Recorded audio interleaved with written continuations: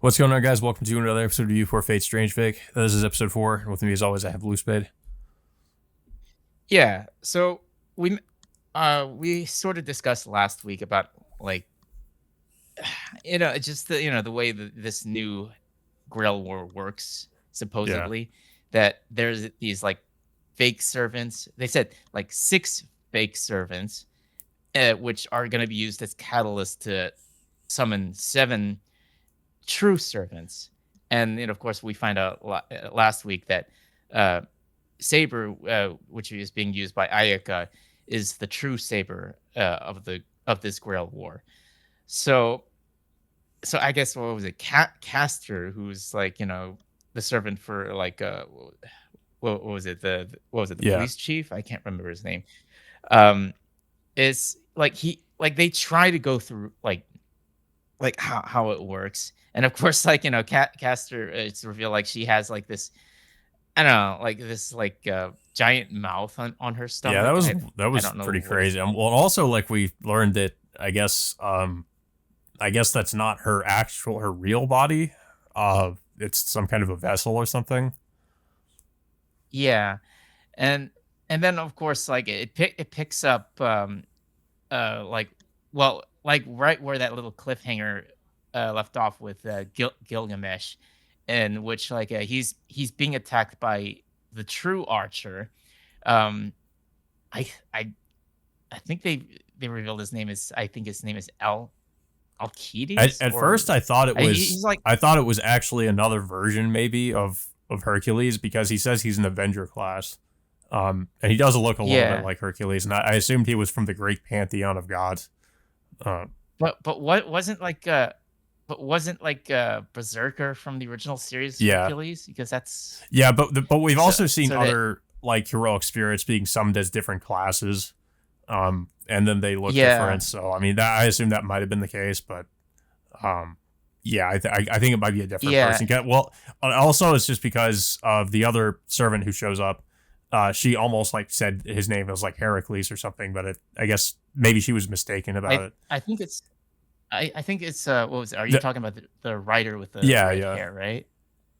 I think her name is yeah. Hippolyta. Well, Yeah, I so assume she was from the yeah, Greek, but from the Greek pantheon as well, because how she looks. yeah. Mhm. Yeah, and of course, she calls out Avenger about like why he would attack uh, a little girl, which is of course Tine. Of course, this kind of like rubs Tine the wrong way, because it implies like she's not being recognized as like as a formidable master of sorts, because even though she has Gilgamesh on her side, so it like it's kind of a battle, but at the same time, it's like, it's just like Gilgamesh, like talking down to both of these servants, like that, it's Gilgamesh, because he talks down to everybody else, including the servants that he's up Yeah, against. Like he and what was it? And then like what was it? Avenger even tells Gilgamesh to take out his ultimate noble phantasm. I think it was what was it? yeah. Aya, who, yeah, Aya, who he uses to make Enuma Elish, but he says like he's not worthy of him taking that weapon Well, out. this is after he's able As to far as, deflect like everything that Gilgamesh throws at him too. Like, yeah, yeah, so and then of course like the battle is suddenly interrupted. I think he like he sees like an illusion of sorts. He sees like an illusion of like Lancer, which ends up like ticking him off, because like he sees that as an insult yeah, it's an illusion of to his Enkidu. friend. So, yeah, Enkidu. Um, and then of course and then all of a sudden they just like end their battle after like what was it, Well, Hippolyta's master yeah, it's because this calls other it back. servant shows up too, which I assume is the servant of Castor. But we don't actually see who it is. Like he speaks, but we Mhm. don't actually see him. And he, I guess, uses illusions because he transports them to another place, and then he uses the illusion of Enkidu to like kind of mess with Gilgamesh. Yeah. And then elsewhere, we catch up with Ayaka and Saber, like hanging out at a local nightclub in which uh, Saber is like is amazed at learning how to play a Yeah, and guitar, that he's just able and to proficiently play the guitar. yeah, and then by the end, like um, he makes the decision to immediately reveal his name, which of course Ayaka refuses because she doesn't see herself as the true master of Saber. Yeah. Of course, like which in turn, like Saber understands is that he'll reveal his true name to someone who is worthy of it. Which of course he reveals his name anyway as Richard the Lionheart, who is of course the former king of England. Yeah, I thought at first that he might be more well, obviously he is at least inspired by the Fate prototype version of King Arthur, which was the male King Arthur, and I thought he might be like like some kind of like alternate version of the actual King Arthur, of Artoria. Like he might just be like the male version or something. But yeah, I mean, I guess it makes sense that he is just like the former king of England. He's like but he's not actually King Arthur. Yeah, I mean, but he somehow still has Yeah, Excalibur that's the with one him. thing that confuses me too, is how he even, is a like, well, I don't know, maybe just because of who he is or his lineage or something. I'm not sure, but Well, the Excalibur he's holding is has red yeah, I markings mean, in I comparison don't to think it's probably not like the real Excalibur. Like it might be some kind of like a fake or something. Because I mean, we see in the opening too, like he's holding a stick and then it turns into Excalibur. So maybe it's some yeah. kind of a fake. Uh, Mhm. Yeah, and then of course I think Ayaka also asks like what Saber's wish is if he's able to obtain the Grail.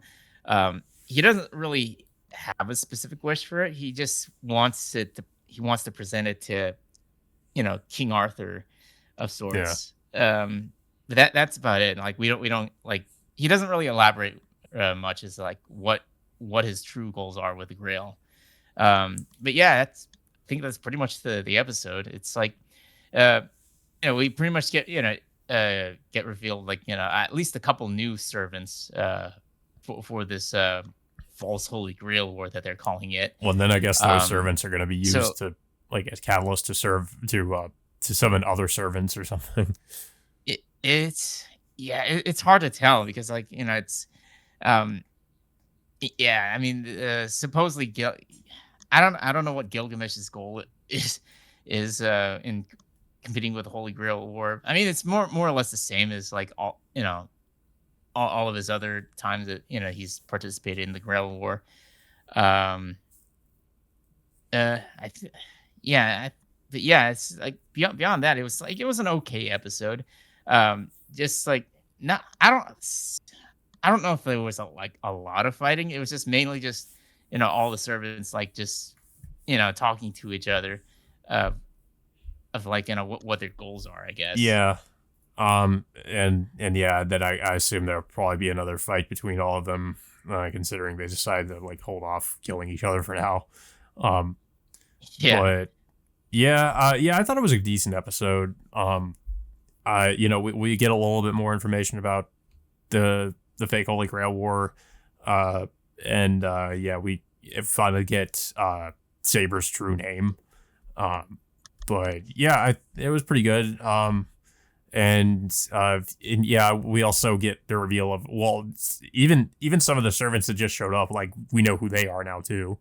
Um, like that one, the archer, she's like the daughter of Ares. So yeah. yeah, Um, but yeah, so I agree. I thought it was a good episode for the most part. Um, Definitely looking forward to the next one. But yeah, I don't really have much else to say about it. I don't know if you have anything else to say. yeah. I mean, I'm hoping to see a little bit more characters. I mean, there's still the little thing with one of the Einsburn dolls that's Yeah. roaming about in the city, and we know that Ayaka is somewhat affiliated with the Einsburns and wanting to participate in this Holy Grail war. So, I mean, we'll have to see where that goes from Yeah. there. Yeah, guys. But that all being said, until next time, we will see you all later.